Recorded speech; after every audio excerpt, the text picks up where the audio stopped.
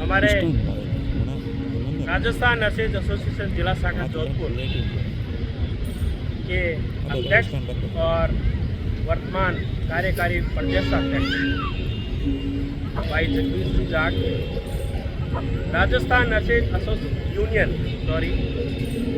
के वर्तमान अध्यक्ष श्रीमान संजय जी चौधरी साहब, राजस्थान नर्सेज एसोसिएशन के वरिष्ठ पदाधिकारी श्रीमती प्रेमलता जी चौधरी साहब, बसंत जी रॉयल साहब, और मेरे सामने बहुत ही बड़ी तादाद में पधारे हुए हमारे कुछ बड़े और कुछ छोटे यूटीपी नर्सिंग साथियों, जिसे हर्ष का नहीं है, इसे है आने वाली जो परिस्थिति है वो कैसा विकराल रूप लेगी, जिसे वो है। हमारे कुछ साथियों पे भी आंच आई है, और आंच भी कैसी आई है कि सरकारें 5 साल में बदलती रहती है, आती है और जाती है। हर सरकार का मोटिव क्या रहता है कि हम बेरोजगारों को क्या देंगे, रोजगार।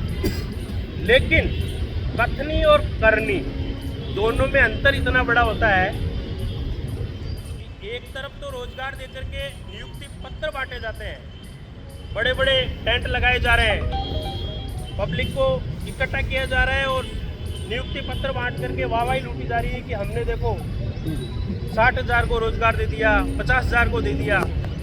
और दूसरी तरफ आज आप सोच सकते हो हमारा वेतन जो है मामूली वेतन है। मामूली वेतन पे चिकित्सा विभाग में जो हम सेवाएं दे रहे हैं वो हमारी अनुकरणीय है। हर बार जब भी राज्य सरकार एक्सटेंशन देती है तो नीचे एक लाइन डालती है कि इनकी सेवाएं अति उत्तम है, इनकी सेवाएं अति उत्तम है। उस अति उत्तम का परिणाम हमें आज ये देखना पड़ रहा है कि सरकार रोजगार छीन रही है। ये हमें मंजूर नहीं है। हमारे कुछ साथियों को अभी समाचार प्राप्त है कि हमारे इसी जिले से दूसरी जगह से होते तो हम ये भी सोचते कि आग तो अभी पड़ोस के गांव में लगी है, हमारे आएगी तब दिखी जाएगी, हो सकता है हवा पलट जाए। लेकिन आग कहाँ लग गई, हमारे शहर हमारे गांव में। कुछ साथियों को सेवानिवृत्त उनकी जैसे सेवा समाप्ति के ऑर्डर कर दिए गए हैं, और उनके साथ साथ जो बाकी स्टाफ जो कार्यरत हैं अर्जेंट टेम्परेरी बेसिस पे, उनकी सेवा समाप्ति की प्रशासन पुरजोर तरीके से तैयारी कर रहा है। तैयारी भी कहाँ कर रहा है, बंद कमरों में एसी में बैठ के, कि इनकी सेवाएं किस तरीके से समाप्त की जाए। तो आज मैं कहना चाहूँगा कि हमारे एसोसिएशन जो हमारे नर्सेज के संगठन आपके साथ हैं, बैठे हैं, हमें तो ये जो आप कह रहे हो ना सेवा समाप्त कर देंगे, दूसरे कैडर में बदल देंगे, ये हमें तो कतई मंजूर नहीं है। अगर हमारी सेवाएं ली है आपने तो नियमितीकरण की तो बात की बात है, कम से कम हमारी सेवाओं तो जारी रखो। सर्विस दे रहे हमें यह हवाला दिया जा रहा है बार बार कि आपका एक्सटेंशन तो 31 तारीख को ही समाप्त हो गया था, आप तो जो 10-15 दिन जो आपने सेवाएं दी है वो बेवजह ही दी है। तो आप ये तो देखो कि आज मेडिकल कॉलेज में जितने भी जो अस्पताल हैं, अगर अर्जेंट टेम्परेरी बेसिस को आप घर भेज दोगे तो ये जो इतने बड़े आपने अस्पताल खोल रखे हैं ना, ये सब नहीं बंद हो जाएंगे। क्योंकि आप वार्ड का कभी रोस्टर उठा के देखना, वार्ड में जो रोटी रोस्टर पड़ता है ना, उसमें यूटीबी लिखा हुआ दिखेगा आपको। सही बात है। अगर 20 स्टाफ है तो 12 स्टाफ अर्जेंट टेम्परेरी बेसिस के लगे हुए होंगे। और ये तो अभी थोड़ा सुधार हुआ है, वरना 2016 और 2020 के तो हालात ये थे साथियों कि ड्यूटी रोस्टर में इंचार्ज ही यूटीबी का होता था। तो जहाँ इंचार्ज यूटीबी का होता था और उनकी सेवाएं अति उत्तम है, कम वेतन में पूरी ईमानदारी के साथ, निष्ठा के साथ मरीज की सेवा कर रहे हैं, मरीज ठीक होकर जा रहे हैं। आज आप देखोगे मेडिकल कॉलेज में लगभग पूरे अस्पतालों में 10 से 15 हज़ार मरीज हैं जो पर डे आते होंगे, और ठीक होकर जाने का रेशियो देखो आप, बहुत ही कम है जो भर्ती हो रहे हैं, सब ठीक होकर जा रहे हैं। तो ये हमारी सेवाओं की तो बदौलत है जो वो ठीक होकर जा रहे हैं। और आप हमें कोई कारण नहीं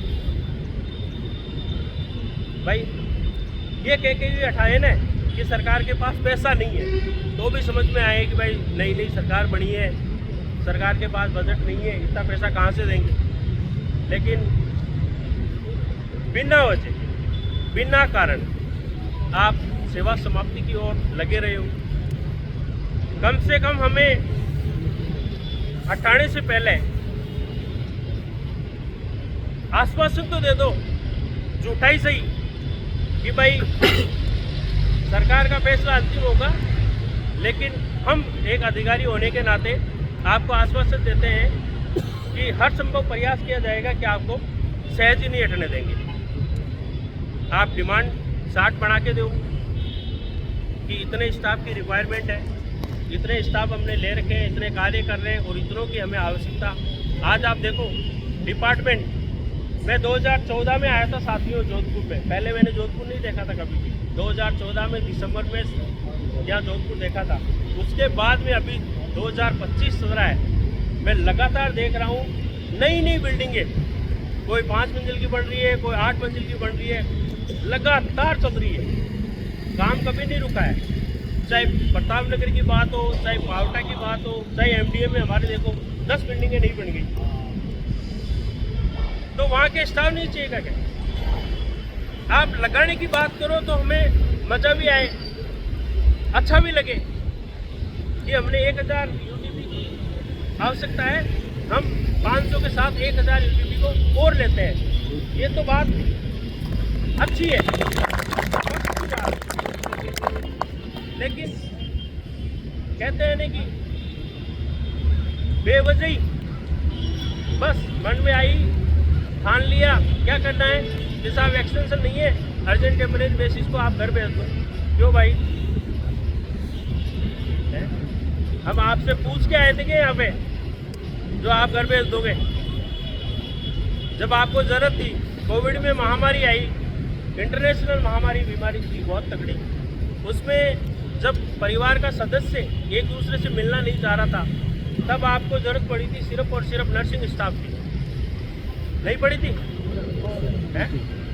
तो और ये आपने जो क्वारंटाइन सेंटर भी खोले, उसमें भी आपने बस भर के नर्सिंग स्टाफ को भेज दिया कि जाओ आप वहाँ पे 100 मरीज आएंगे, आप उनको देखते रहना। क्यों भाई, उस टाइम हमारे परिवार नहीं थे क्या? हमारी जान की कोई कीमत नहीं थी क्या? जो आपने उसमें तो काम ले लिया, तब तो आपको दिखाई नहीं कि अर्जेंट टेम्परेरी बेसिस है, हटा देते। उस टाइम बोल देते थे कि ऑर्डर निकाल देते कि कोविड आ गई है, ये अर्जेंट टेम्परेरी पे लगे हुए हैं, हमें कोई आवश्यकता नहीं है, बीमारी अपने आप ठीक हो जाएगी, आप घर जाओ।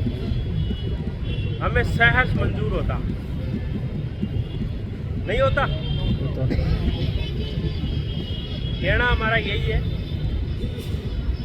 मुझे पता है जब खुद पे बीतती है और खुद के शरीर पे चोट लगती है ना, तब दर्द का एहसास होता है कि दर्द कैसा है। ऐसे अपन घरे मरीजों को, लोगों को कहते हैं कि कुछ नहीं है साहब, प्लास्टिक तो करेंगे, 5 मिनट का काम है, पर जी जानता है उसका आघात हुआ है, हमारे ऊपर चोट लगी है, क्या सबसे मिलना है? बस होता भाई। तो जो हमारे चोट लगी है, जो हमारे को दर्द दे रहे हो, वो सहनीय दर्द नहीं है। आप पे जो गुजर रही है, आज आपका एक दिन की जो निकल रहा है वो हमें अच्छे से पता है। बस इतना ही हम तो विश्वास दिलाना चाहेंगे और आपको कहना चाहेंगे कि हो सकता है हर जगह उपलब्ध नहीं हो पाए। देखो आदमी जब जो समय बिताता जाता है ना, जो क्या होता है कि इस मोह जाल में फंसता जाता है। लेकिन जब भी आप आगाज करोगे, जब भी आप हमें पता चल जाएगा डिजिटल के माध्यम से या वर्बली माध्यम से कि नहीं वहाँ हमें पहुँचना ज़रूरी है, तो मैं एसोसिएशन की तरफ से और मैं खुद मेरी तरफ से श्योरिटी देता हूँ कि हम वहाँ पहुँचेंगे। आपके साथ मदद नहीं होने देंगे, हम खड़े। बात चलती है कई बार कि साथ देने की, तो साथ देने के बहुत तरीके होते हैं। ज़रूर नहीं है कि लोकेशन यहाँ आ गया और आपके साथ यहाँ 6 घंटे बैठा है और बातें करके चला गया और के साथ नहीं हमें तो साथ इसने दिया है बाकी किसी ने दिया नहीं। मैंने अगर दूसरी जगह आपका मैसेज फॉरवर्ड भी किया ना, तो वो भी आपके संघर्ष में मेरा साथ है, मेरा साथ है तभी तो फॉरवर्ड किया है। तो हम आपकी इस विकट परिस्थिति में पुरजोर तरीके से साथ है, तन मन और धन से भी साथ है।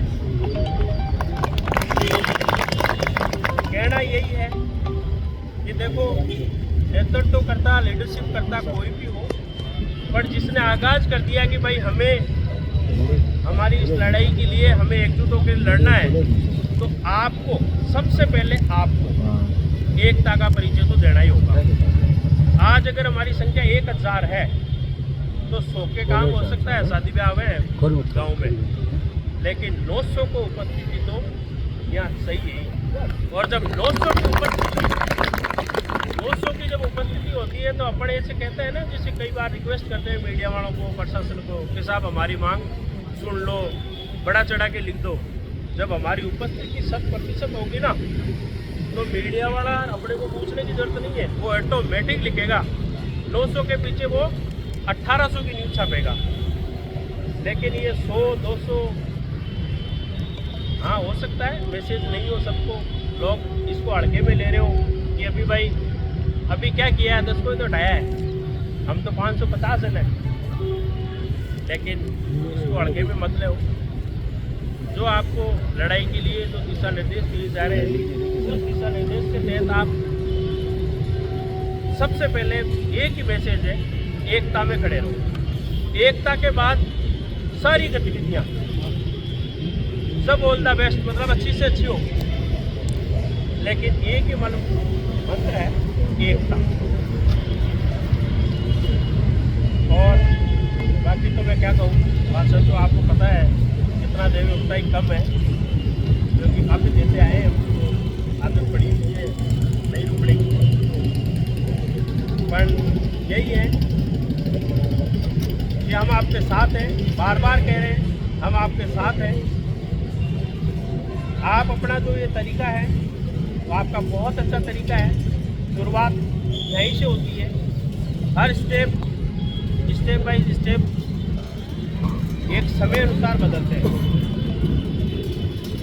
आज हम पहले ही लड़ाई पे उतर जाएं, मार काट पे उतर जाएं, तो ये भी अच्छा नहीं है। हमेशा जो संघर्ष की शुरुआत है यही होती है कि आप लड़ने के माध्यम से अपनी मांग पहुँचाओ। कुछ जो भाई लोग हैं गुट बना करके अपने अपने जो चहेते मंत्री हैं, जिनको वोट दिए हैं, जो एमएलए हैं, राजनेता हैं, उन तक आप अपनी बात पहुँचाओ। अभी आने वाले इस साल में पंचायतों के भी चुनाव होने वाले हैं, तो जो आपके फेवर का सरपंच है वही होता है अपना राजनेता, तो मुख्य तो उन तक भी आप अपनी बात पहुँचाओ।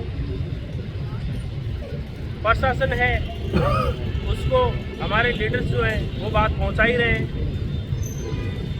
दूसरा वोट का तरीका है, उसमें भी हमारे को समाचार प्राप्त है कि एक टीम उसमें भी लगी हुई है। तो कुल मिलाकर के कहते हैं ना कि कोई आफत आ गई ना तो उसको चारों तरफ से जकड़ लो। तो आफत को तो भागना ही होगा, मैदान तो छोड़ना ही होगा। और हमारे को एक ही चाहिए, हमारे में जो आई हुई है विविधता आई हुई है वो टल जाए, और उसके लिए हमें एकता के साथ मजबूती से लड़ना होगा।